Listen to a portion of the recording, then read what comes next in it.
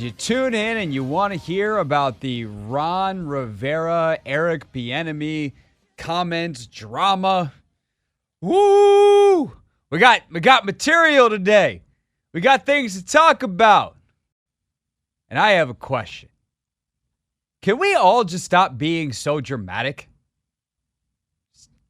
I'm sure by now many of you have heard that Ron Rivera said some things today. And depending on whether you heard it directly, you've seen the tweets, you've had a buddy text you, whatever it is, Ron Rivera said something that was bad today. Except for I disagree with that sentiment.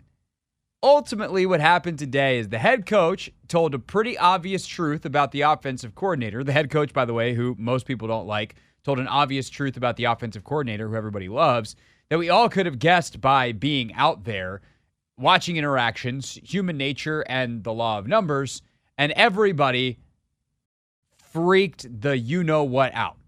So, before I get started on explaining why I think this thing that a lot of people are making into a big deal is very much not a big deal, I would like for you to hear it in full for yourself. Here is Ron Rivera today on players adapting to Eric Bieniemy's intensity. Full answer, minute 8 and all. Yeah, I mean, they have. And one of the biggest things is you know, and I had a number of guys come to me and I say, hey, just go talk to him. I said, understand what he's trying to get across to you, you know, and I think, you know, I think as they go and they talk and they listen to him, it's been enlightening for a lot of these guys. I mean, it's a whole different approach. You know, you get a different kind of player from the players back in the past, especially in light of how things are coming out of college football. So a lot of these young guys, you know, they do struggle with certain things, and a lot of you also got to take for where they've been. I mean, guys coming from certain programs are used to it. Guys coming from other programs aren't as much. So, you know, us as a coach, you know, I kind of have to assimilate and get a feel for everybody. You know, Eric has an approach, and it's the way he does things, and he's not going to change, and because he believes in it. Jack has his approach. You know, having been a head coach, I think Jack has a tendency to try and figure guys out a little bit more, as opposed to, hey, this is it, this is the way it's going to be, that type of stuff. Where Eric hasn't had that experience yet. Okay. Oh my God. Freak out. And just to be clear, Nikki Javala followed up on that. And just that when they came to you, it was just they felt like Eric was riding them too hard, or? Well, they just were a little concerned. A little concerned. And we're not going to make this a criticism that this is a media thing, because the biggest freakouts I see on Twitter are fans, not media. But there are some media that are making it a big deal. I saw a tweet from Steve Weish from NFL Network, who I have a lot of respect for and does a very good job. Like kind of one of those confused memes talking about how, the players who haven't won anything are upset about the style of the offensive coordinator who's been in 3 straight Super Bowls. And, oh my God. But that's not what people are mad about. The substance here, yeah, there's something to talk about. But the dumb sports soap opera stuff that people are focusing on is, to me, absolutely mind-bendingly insane. The battle for the substance is how EB converts those players who have never experienced the level of coaching and the level of attention to detail and the level of intensity and the level of all that stuff to win. Like, how does he build that bridge so that they can join him on the winning side? That is coaching. That is the essence, the core of his job. He's got to, in his words, make some people uncomfortable to get comfortable. That was a direct quote from Eric Bieniemy today. What doesn't need to happen is a sacrifice of the player's psychological safety in their place of work in order to make that happen. So if they can go to Ron hears them, they feel validated, but he also sends them to Bieniemy, and the player and EB then talk it out and build an understanding that ultimately creates more buy-in. That is not a sign of dysfunction. That is a sign of things working.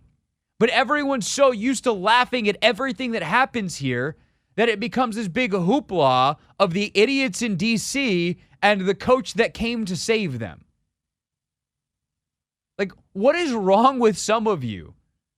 How absolutely insane are your workplaces that you hearing what I just described, that you hearing what Rivera said, that the person in charge, like that is that some sign that the person in charge is an idiot, not an actual competent professional. And then there's the chorus of, but he shouldn't have aired it in public. What? The competence? He answered a perfectly valid question based off many observations from all of us who've been out there in a way that displayed competence, and you're mad that he said it out loud? Because here's the thing. If I was a player, you want to know what would tick me off? Ron lying about it. If he was asked that question and he lied, you want to really have problems fester? Lie about them in the press. Tell everyone it's all sunshine and rainbows and invalidate their experiences. Because here's the thing. Overall, big point right here. No one is wrong here. EB was brought in to push people and to push this organization from a football standpoint to a place it has not been to in a long, long time. The lifetime of many of you listening, in a very literal sense. Pushing isn't passive. And when you're the person being pushed, sometimes it doesn't feel very good. That's the discomfort. That's how all of this works. But Ron's job is to preserve the culture. The culture in that building is very open. The culture there is to communicate. That is Ron's policy. It has been his policy. That is one of the strengths he has as a head coach, amongst many other things that I would consider weaknesses. That is very, very good from him. And it's something he's been about since far before he was even a head coach. That openness, though, is also Eric Bieniemy's policy. He talked about it explicitly today. He prefers to over-communicate. He has an open-door policy. He will hear out any player. That doesn't mean he will bend on his expectations. It doesn't mean he'll bend on his standard. But he'll hear you, and he'll talk to you like a human being. And by the way, just to reinforce this open thing a little bit more, the captain, Terry McLaurin, just did a podcast with some of the most revelatory statements ever from an NFL player about therapy. You think that dude doesn't endorse talking things out and being open, embracing conflict for the good? And the players are adults. Like, they're allowed to speak up if they don't like how they're being spoken to. I would argue it's part of their job. Bottling it in and exploding when you lose 2 games and it's week 4 and you're pissed off and saying then you've hated the way your head coach or your offensive coordinator in this case has talked to you since the preseason doesn't accomplish anything. Speaking up and working it out does. And that's what's been described as happening here. Like, it's imperative also, and I hope people hear me on this in a major, major way. It's imperative, remember, these are young men. The NFL is a young league. Many of them are, could still be on their parents' insurance. That's the age of human being we're talking about here. And EB is new to all of them. Ron is not in a lot of cases. Ron's job is to play intermediary. He's earned their trust in a massive organization through an unbelievable amount of tumult the last 4 years. No kidding they went to Ron. And then Ron said, you can trust Eric, go talk to Eric. And it seems like, based off how things were described today, both by Ron and by Eric, that those things got worked out. That is, and I cannot stress this enough, good leadership. The one thing I didn't like was the first bite at the end. I didn't love the comment from Ron about how he and Jack Del Rio have learned how to be flexible and EB hasn't because of their head coaching experience. I think that was kind of BS.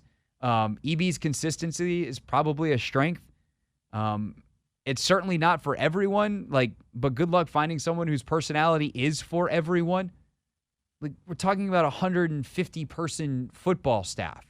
Players, coaches, strength trainers, athletic trainers, physios, like 150 people. in that part of the building. Like, not everyone's going to get along perfectly. And obviously, Eric's job is fairly large and directly over a large number of them. And within that group is some people that might not really take to his coaching style. And them's the breaks. That's math. But Ron insinuating that he and Jack have some personality management advantage over Eric seems very, very dumb, frankly, and wrong and completely unnecessary to say publicly, in my opinion. But that's not what most people freaked out about. If Ron had singled out a player or named names in that anecdote, different story. That to me, no fly zone. That is unprofessional. That's a bad job. That's laying people out to dry. But assuming the issues were consistently worked out and the things were presented as being on the same page, even if it took some conversation to get there, like, what are we talking about here? People need to stop being so damn dramatic.